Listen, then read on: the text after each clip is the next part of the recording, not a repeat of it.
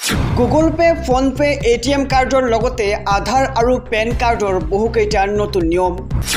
আধাৰ card নাথাকিলে বনাব নোৱাৰিব পেন কাৰ্ড। ভোটাৰ কাৰ্ডক লৈ হঠাৎ সলনি হ'ল নিয়ম। নমস্কাৰ, চাবলৈ আৰম্ভ কৰিছে নিউজ ট্ৰেণ্ডিং অসম। আজি হৈছে 2 জুলাই।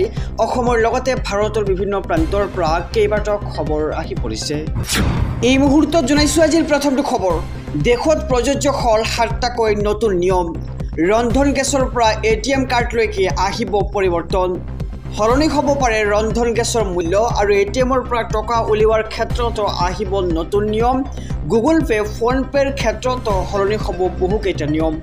আৰু 30 জুনৰ পৰাই UPI লেনদেনত সলনি হৈছে বহুকেইটা নিয়মৰ আৰু NPCIয়ে ঘোষণা কৰিছে বহুকেইটা নতুন নিয়মৰ কথা। এই মুহূৰ্তৰ খবৰ জনাইছোঁ নিউজ ট্ৰেণ্ডিং অসমৰ সমুদৰ্শকক।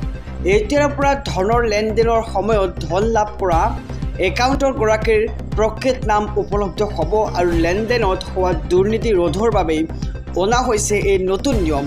আৰু ইয়াৰ পূৰ্বে ফোনত যি নামত ছেভ কৰি ৰখা হৈছিল সেই নামতে দেখা পোৱা গৈছিল, কিন্তু এতিয়াৰে পৰা ধন লাভ কৰা লোকজনৰ বেংক একাউণ্টত থকা নামহে দেখা পোৱা যাব। আৰু ৰন্ধন গেছৰ দামৰ ক্ষেত্ৰতো আহিব কঠোৰ নিয়ম। ৰন্ধন গেছৰ দাম নিৰ্ধাৰিত মূল্যতকৈ এটকা বেছি ল'ব নোৱাৰিব। লগতে দাম বেছি ল'লে আপুনি দিব পাৰিব অভিযোগ। আৰু ৰন্ধন গেছ বুকিং কৰাৰ পিছত মেছেজ আহিছে নাই সেয়া নিশ্চিত কৰক। আৰু চিলিণ্ডাৰ ডেলিভাৰী দিয়াৰ সময়ত আপুনি দিব লাগিব DAC নম্বৰ।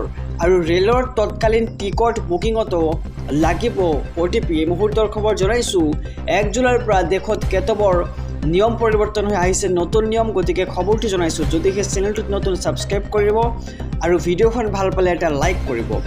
নতুনকৈ পেন কাৰ্ড আবেদনৰ ক্ষেত্ৰতো লাগিব আধাৰ কাৰ্ড আৰু আধাৰ কাৰ্ড নহ'লে নাপাব আপুনি পেন কাৰ্ড। এই মুহূৰ্তৰ খবৰ জনাই গৈছোঁ।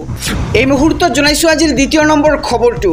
আপোনাৰ বাহনখন 10ৰ পৰা 15 বছৰ পুৰণি হৈছে নেকি?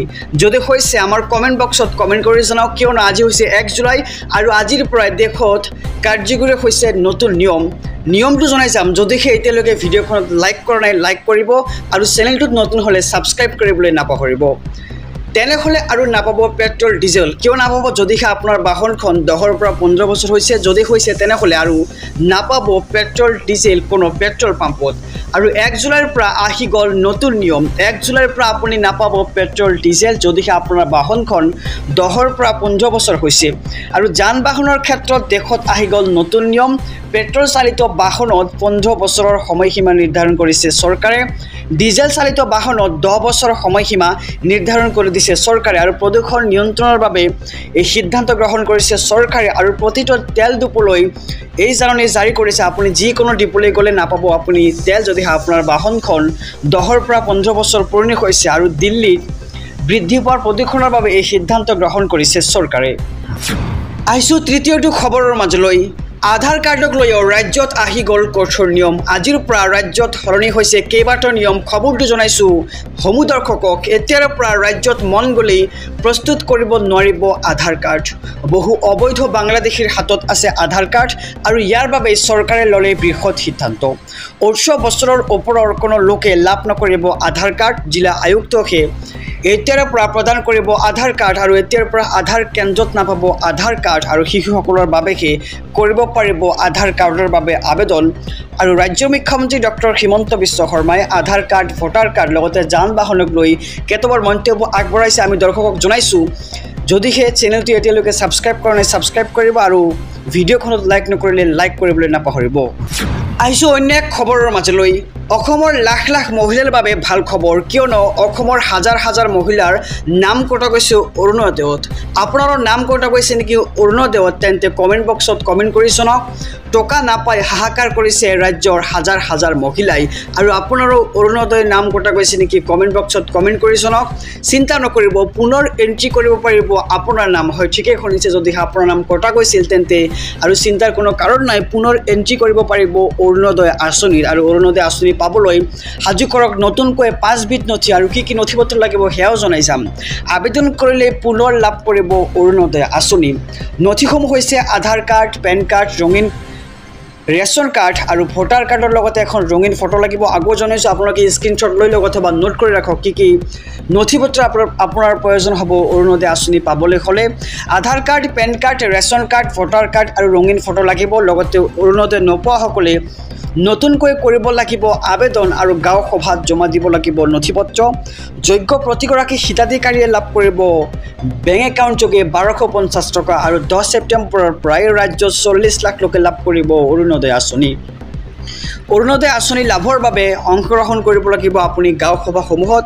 যিসকলে অৰুণোদয় আঁচনি পাই আছে আৰু নতুনকৈ পাব সকলোৱে অংশগ্ৰহণ কৰিব লাগিব গাঁও সভাত। আৰু অৰুণোদয় নোপোৱাসকলে গাঁও সভাত জমা দিব লাগিব প্ৰপত্ৰ আৰু গাঁও সভাত প্ৰপত্ৰ জমা দিলে লাভ কৰিব নতুনকৈ অৰুণোদয়ৰ ধন। আৰু ৰাজ্যৰ মুখ্যমন্ত্ৰী অৰুণোদয় আঁচনি সন্দৰ্ভত কৰিছে ডাঙৰ ঘোষণা।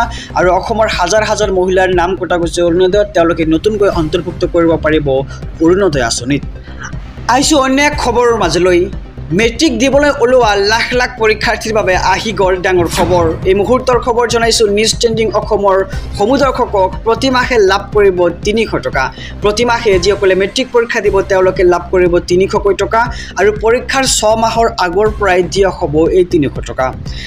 পৰীক্ষাৰ্থীসকলৰ বেংক একাউণ্টত পোনপটীয়াকৈ সোমাই দিয়া হ'ব এই ধন। আৰু দৰিদ্ৰ শিক্ষাৰ্থী যাতে টিউচন ল'ব পাৰে তাৰ বাবে দিয়াও হ'ব এই টকা। আৰু এই সন্দৰ্ভত ৰাজ্যৰ মুখ্যমন্ত্ৰী ডক্টৰ হিমন্ত বিশ্ব শৰ্মাই কৰিছে বৃহৎ ঘোষণা।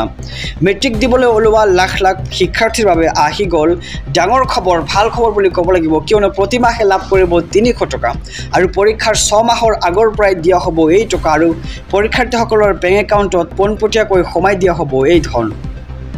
আহিছোঁ আজিৰ শেষৰ খবৰটোৰ মাজলৈ। এতিয়াৰ পৰা বছৰত দুবাৰকৈ অনুষ্ঠিত হ'ব মেট্ৰিক পৰীক্ষা। হয়, ঠিকেই শুনিছে, এতিয়াৰ পৰা বছৰত দুবাৰকৈ অনুষ্ঠিত কৰা হ'ব মেট্ৰিক পৰীক্ষা।